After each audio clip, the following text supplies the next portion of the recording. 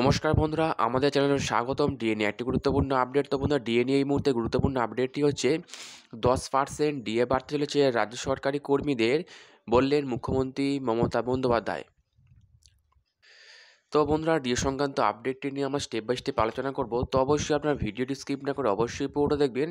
তো তার আগে বলে রাখি, যে সকল বন্ধুরা আমাদের চ্যানেলে নতুন, আমাদের চ্যানেলের পাশে সাবস্ক্রাইব বাটন, সাবস্ক্রাইব করার পর পাশের যে বেল আইকন সেটিও প্রেস করবেন, লেটেস্ট ভিডিও আপডেটগুলি সবার আগে পেয়ে যাবেন।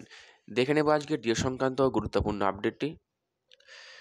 তো বন্ধুরা, আমরা বহুদিন ধরে দেখে আসছি পশ্চিমবঙ্গ সরকারি কর্মীরা কেন্দ্রীয় হারে ডিএর দাবিতে এখনও পর্যন্ত আন্দোলন জারি রেখেছেন শহীদ মিনার চত্বরে, এবং মুখ্যমন্ত্রী অর্থমন্ত্রী রাজ্যপালকে বারংবার ডিএ বৃদ্ধি নিয়ে বলা সত্ত্বেও কোনো রকম উত্তর আসেনি।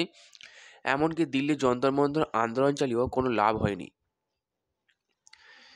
এবং যেখানে আমরা দেখেছিলাম কলকাতা হাইকোর্টের তরফ থেকে রাজ্যকে বলা হয়েছিল সমস্ত সরকারি কর্মীদের বকেয়া ডিএ মিটিয়ে দেওয়ার জন্য, কিন্তু সেই রায়কে অগ্রাহ্য করে সুপ্রিম কোর্টের দ্বারস্থ হয়ে রাজ্য, এবং যেখানে ডিএ মামলা দাখিল করে রাজ্য সরকার, এবং সেই মামলার শুনানি এখনও পর্যন্ত দিনের পর দিন পিছিয়ে যাচ্ছে, শুনানির কোনো নাম। এর ফলে এক প্রকার হতাশ হয়েছেন পশ্চিমবঙ্গের সরকারি কর্মীরা, এবং সরকারি কর্মীদের ক্ষোভ ক্রমশ দিনের পর দিন বাড়ছে।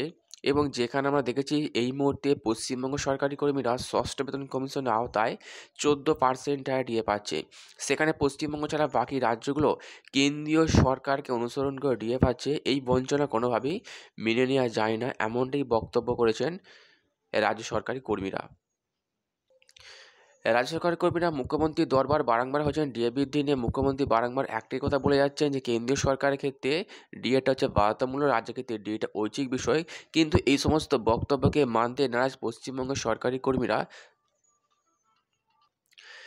সরকারি কর্মীর দাবি জেনারেল প্রকারে কেন্দ্রীয় হারে ডিএ বৃদ্ধি, এমনটাই দাবি করেছেন। কিন্তু এই মুহূর্তে সংবাদ মাধ্যম সূত্রে যে আপডেট উঠে এসছে, ডিএ নিয়ে আবারও মিটিং শুরু করেছেন মুখ্যমন্ত্রী অর্থমন্ত্রীর সামনে ভোট, এবং সেই ভোটের কথা মাথায় রেখে সরকারি কর্মীদের ক্ষোভকে কমানোর জন্য ডিএ নিয়ে আবারও নতুন চিন্তাভাবনা শুরু করেছেন। এবং এই মুহূর্তে যে আপডেটটি পাওয়া যাচ্ছে, নতুন করে আবারও 10% ডিএ বৃদ্ধি করবে সরকারি কর্মীদের। এর ফলে সরকারি কর্মীরা খুশি হবেন, এমনটাই মনে করছে রাজ্য সরকার।